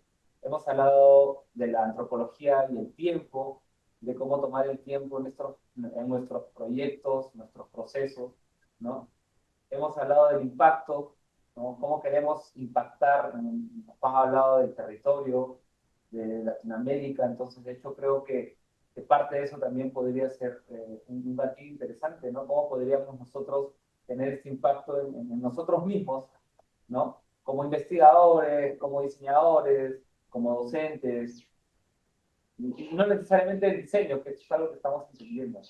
Y una última que está más relacionada a la parte inter y transcultural que hemos estado hablando es cómo podemos visibilizarlo, ¿no? Así que nada, de hecho, pueden escribir si quieren sus preguntas, por ahí si tienen alguna, o pueden, es micrófono abierto, podrían también tranquilamente participar. Creo que este es el espacio que nos gustaría a nosotros también poder tener esta amplitud, ¿no? Como para poder conversar.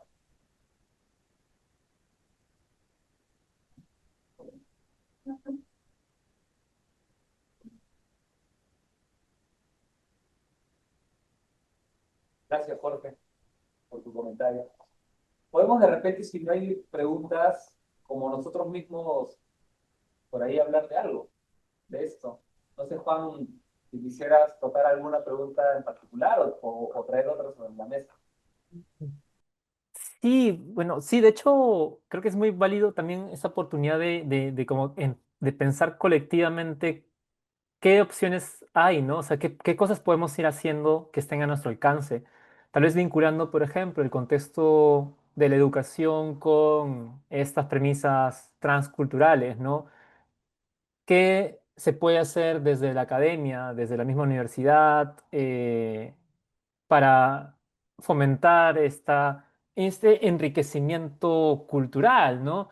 Em, Se me vienen a la mente algunas ideas importantes. Por ejemplo, el mero hecho de tener espacios de diálogo donde haya una dimensión de multilingüismo, ¿no? De tener invitadas que no necesariamente estén dentro del mundo occidental de los títulos como doctorado, maestría, pero que sean equialtervalentes a ello, ¿no? Equialtervalentes en el sentido de que tienen también un nivel de expertise muy elevado, pero que están en otros idiomas y otras lógicas, ¿no?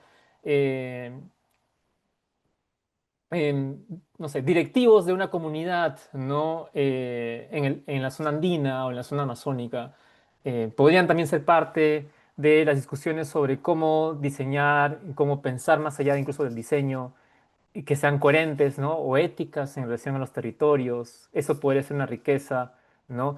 Ahí les comento brevemente, por ejemplo, lo que están haciendo en la Universidad OCAT en Canadá, e incluso es generar equivalencias a los títulos universitarios para tener profesores que tengan conocimientos locales dentro de la plana curricular en carreras de diseño, donde hay cursos en los cuales son dictados o codictados por diseñadores profesionales, ¿no? Y personas de conocimientos locales, ¿no? Entonces, en fin, creo que el abanico de posibilidades en ese sentido se expande, ¿no? Pero incluso sin llegar a ese nivel, partiendo de incrementar la participación, ¿no? El vínculo en más de un idioma, hay más diferencias de personas, podría ser un buen camino, ¿no?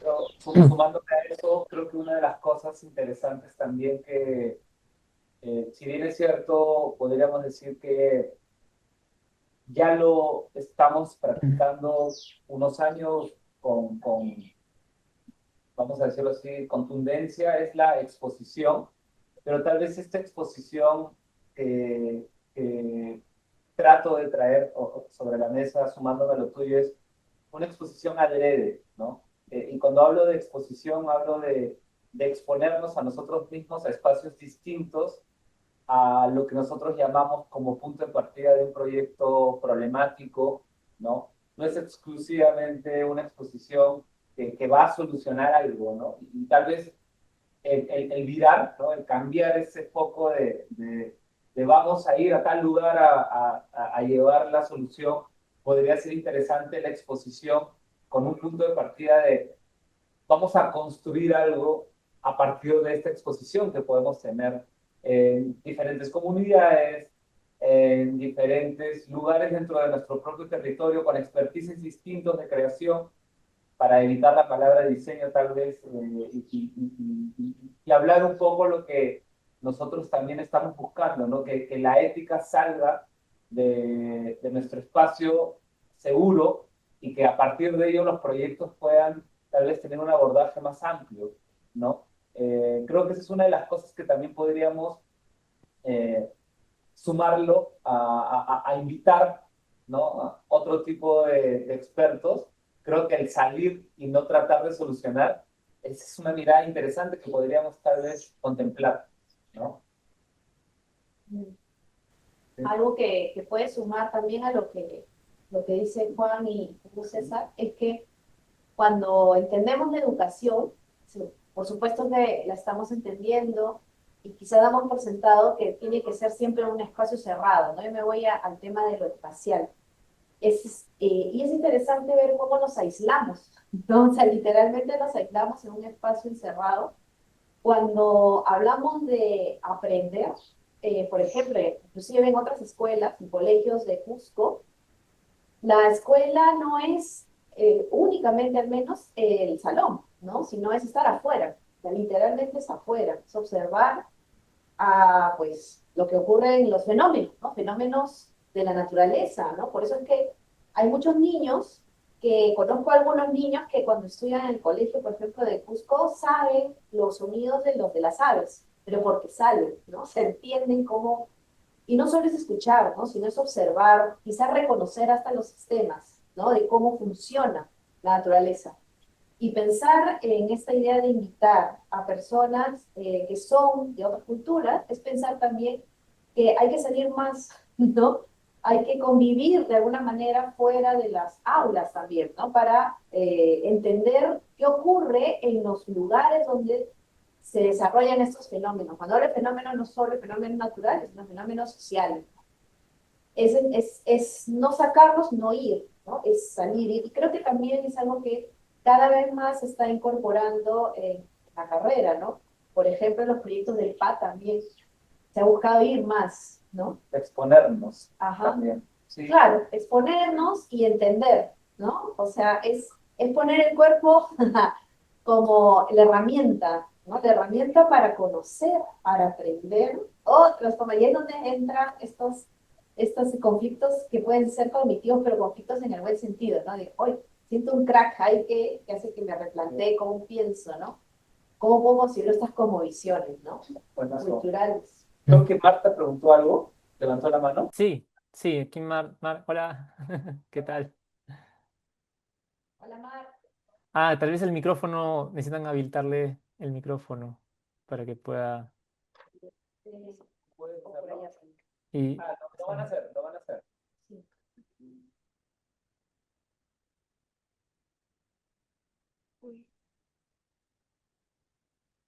Hola amigos, ya está, ya estoy. Hola, hola.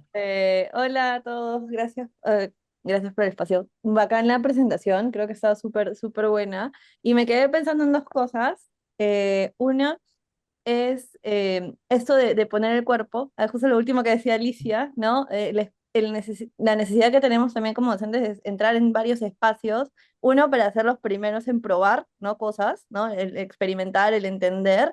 Y me pasa, por ejemplo, en empezar a conectar con comunidades, no solo de los territorios de los que vamos a evaluar o donde podríamos participar, sino de los mismos diseñadores, ¿no?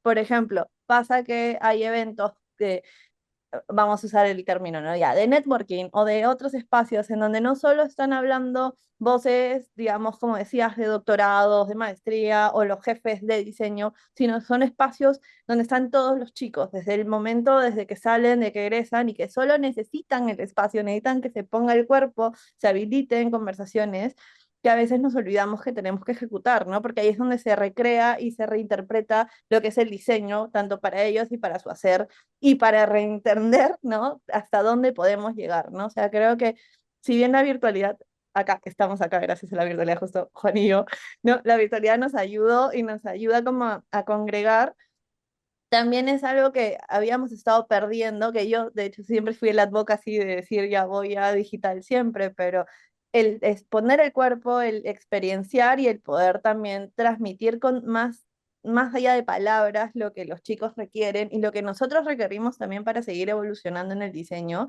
Creo que eso también nos interpela, nos muestra, ¿no? Y el hecho de nosotros mostrar nuestro propio trabajo en el momento en el que nos encontramos genera referente para ellos y genera también conversación, no en una situación de poder, sino en una situación de comunidad, ¿no? Que es bueno traerlo a la mesa y creo que esta investigación nos está trayendo un montón, ¿no? Y hasta el hecho de ponerle nuevas palabras, o sea, reinterpretar las palabras que estamos poniendo en nuestra boca también es importante porque le está dando un peso, ¿no? Entonces, quería en verdad que felicitarlos, me encantó la investigación y si bien he participado en uno de los workshops, creo que ha avanzado un montón lo que están haciendo y está haciendo que personas también que hemos tenido otro recorrido, otros espacios, de hecho me pasó hoy día, lo comentaba un poco con César Navarro, el hecho de conectar con otros espacios de comunidad, ¿no? Dentro del corporativo o dentro de personas que están empezando a hacer observatorios, las cosas se están moviendo en nuestro país a nivel de diseño y tal vez no siempre lo vemos porque nos quedamos en la academia desde los chicos, desde nuestra posición tal vez de poder de docente-alumno, cuando nosotros todavía tenemos un recorrido mucho más amplio para aprender entre nuestros colegas y la comunidad propia de las personas que estamos viviendo, ¿no? Entonces, nada, me encantó. Gracias. Quería comentar. Mm. Buenísimo. Algo para comentar sobre lo que nos mencionas. Creo que algo que también comentó Juan en su momento, lo habló más tal vez pensando porque son varios frentes, ¿no? Son como varias burbujas, para no tratar de delimitarlo burbujas abiertas, pero burbujas al fin y al cabo. Él habló de invitar tal vez a personas que ya crean, proyectan elementos que tienen expertices distintos acá, para no delimitar la exclusividad a lo académico. Y lo que mencionas tú tiene que ver muchísimo con algo que nosotros detectamos, Ivana lo tocó en su momento, en el workshop que hicimos colaborativo, que es generar comunidad dentro del diseño para nosotros mismos, evitar estas burbujas del privado, el público y la academia. Creo que eso también suma a la investigación como parte de un discurso en que el diseño debería ser de esa manera simétrico, ¿no? El diseño debería ser bastante más superpuesto entre nosotros mismos y no justamente ponernos camisetas distintas, porque tal vez, y de repente suena esperanzador, un poco cursi tal vez, pero creo que en el colectivo, ¿no? En estos aprendizajes compartidos, en estos espacios de seguridad y tal vez activismo, ¿no? Puede hacer que haya esperanza para lo que se viene con lo que pasa afuera del no diseño, ¿no? Del mundo no proyectual. Entonces, generar un espacio es parte de lo que nosotros también pretendemos hacer, ¿no? Generar un espacio colectivo, que finalmente creo que en ese colectivo, vuelvo a repetir, está la esperanza, ¿no? Entonces, nada, de hecho quería como aportar en base y construir en base a lo que bien comentaba. Mm.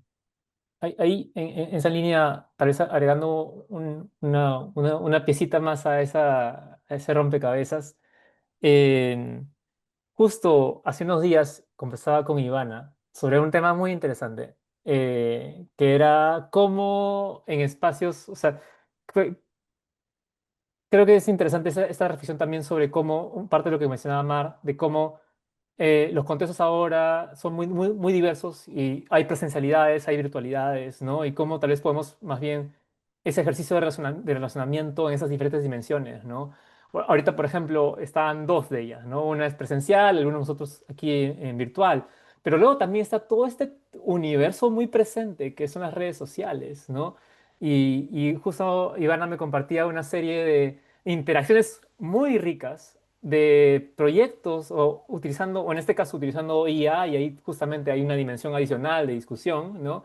Pero más allá de ello, o no entrando por ese lado en este momento, sino por el hecho de encontrar un post en TikTok que tiene casi 2.000 comentarios de personas en el Perú opinando sobre la construcción de un puente o la idea de la reimaginación del río Rímac, ¿no? Y una riqueza realmente de comunidad, ¿no? De gente no diseñadora o diseñadora también y qué sé yo, diferentes disciplinas, pero también otros conocimientos, ¿no? Todos de una manera compartiendo esos espacios.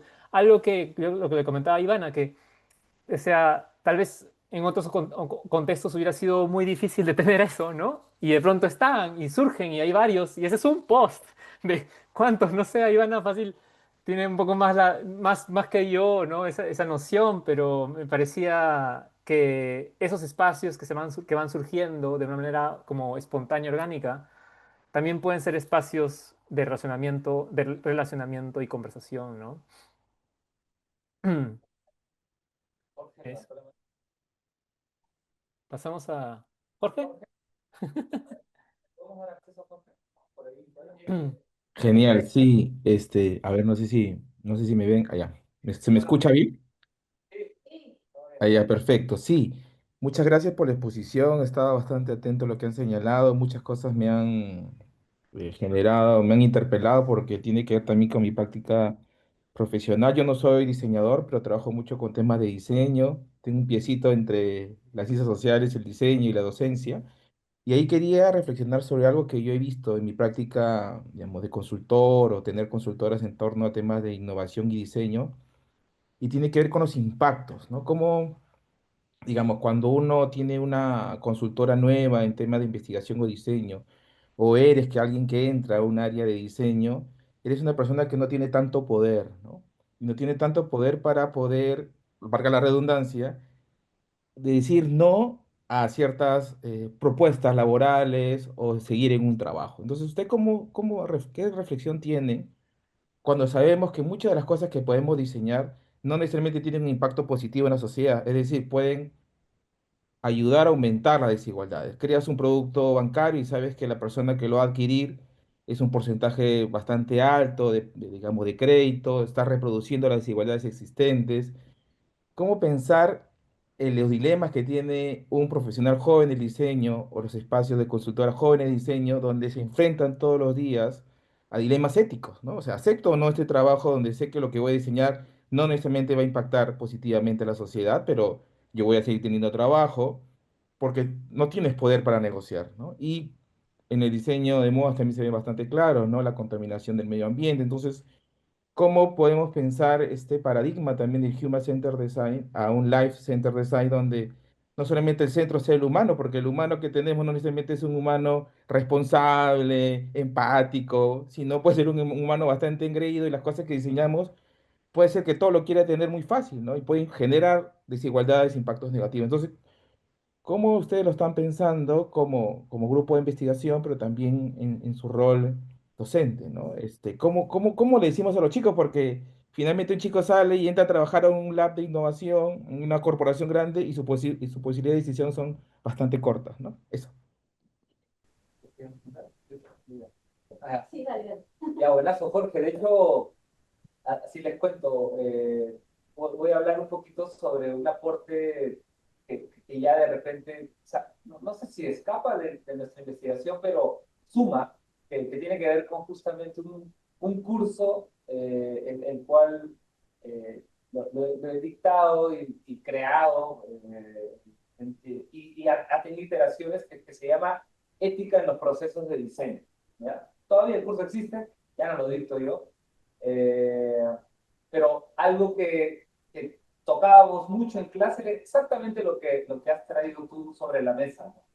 ¿Qué hacer cuando nuestra gestión, vamos a decirlo así, de poder en la toma de decisiones es diminuta, slash, inexistente, frente a briefs descabellados, frente a briefs totalmente sacados fuera de contexto, excesivamente abusivos, ¿no? Y creo que algo que puedo tomar, de hecho, total convicción ante eso es la propuesta pedagógica debería ser la discusión. Quiero decir que fomentando el espacio para discutir esto y no exclusivamente en un semestre, creo que toco dos momentos, ¿no? El espacio de diálogo y el tiempo está vamos a decir, está la clave para que nuestros diseñadores en formación puedan tomar postura, ¿no? Un poco lo que, ya entrando en la ética como tal, o sea, definición de la ética es subjetiva, quiere decir que cada ser humano tiene sus propios principios y valores éticos, ¿no? Entonces, una de las cosas que incluso hablábamos era, pues si tú aceptas el brief, al menos ten la convicción del por qué lo estás aceptando y asumiendo este tipo de repente, no sé, abusos. No es que estamos promocionando el abuso, pero por lo menos ten en consideración. ¿Por qué? Porque una de las contrarrespuestas rápidas es, profe, y si no lo tomo yo, lo va a tomar él y lo va a tomar ella, y finalmente alguien lo va a hacer. Entonces, ¿cómo podemos abordar esto con valentía? ¿Cómo podemos abordar esto con criterio? ¿Cómo podemos contrabrifiar algo? Que eso también es una actitud interesante, ¿no? ¿Cómo podemos de repente tomar el brief y a través de la estrategia verterlo de otra manera hacia el, no sé, en este caso jefe, en este caso, no sé, cliente, etcétera, ¿no? Entonces, la clave me parece a mí está en, vuelvo a repetir, generar el espacio de discusión de estos casos antes de que el alumno los viva, o sea, como generar, vamos a decir, los juegos de roles de estos momentos. Y dos, que el espacio no sea exclusivo, no sea un semestre, no sea como, no me invento, en el quinto ciclo de la carrera se habla de esto. Y lindo, pero ¿qué pasa cuando el alumno ya está en sexto? Se olvidó de esa discusión. ¿Qué pasa cuando está en séptimo, en octavo, en noveno? Entonces, la ética no debe ser un momento apenas. Y hoy por hoy, por la propia naturaleza de las mallas, casi se da de esa manera, ¿no? Se da apenas en un curso, apenas en un momento, y ante eso es una crítica que yo no he visto en carne propia, ¿no? Porque el momento pasa y al no ser recurrente, la discusión puede quedar como anecdótica, ¿no? Entonces, mi sugerencia serían esos dos frentes, ¿no? Generar el espacio para que el alumno fomente su propia ética y tenga convicción de sus opiniones y saberes, ver estrategias como verificar algunas cosas y finalmente generar espacios con continuidad, ¿no? De hecho, esto podría seguir en discusión, pero al menos aporto con esas ideas que lo he vivido a la hora de dictar esos cursos, ¿no? Una cosa chiquita, porque ya nos están Sí. diciendo para cerrar, ¿no? Nos hemos pasado el tiempo. Y solo complementar con César, que estoy de acuerdo, es que hay que también incentivar a que los chicos, o sea, cuando estamos hablando para ir a la academia, empoderarlos, ¿no? Empoderarlos para que tengan esta convicción que está diciendo César desde su práctica, desde su conocimiento como experto, ¿no? Entonces, cuando nos enfrentamos, suena feo enfrentar, pero prácticamente, ¿no? Cuando estamos con el cliente, ahí se da la negociación frente a la expertise de estos estudiantes cuando ya salen al ámbito laboral, ese momento de negociación que también de hecho, se alinea con esta idea de que cuando uno investiga, y es el design research, cuando uno investiga tienes la evidencia, ¿no? De cómo eso está impactando, ¿no? Ya sea a nivel actores humanos, actantes, a nivel territorio, ¿no? Entonces, inclusive, si se quiere ser como más estratégico en el mundo del negocio, presentarle cómo eso en verdad puede revertir, ¿no? La intención del negocio y puede más bien restar que sumar. Ya no, así que muchísimas gracias por su participación, por esta interacción que lo hace mucho más rica nuestro resultado, este momento de compartir. Gracias a todos Y a todas, y a todas, Mm, a todos. mm. Gracias, gracias. gracias por estar Mm, aquí, de esto lo valoramos un montón. mm.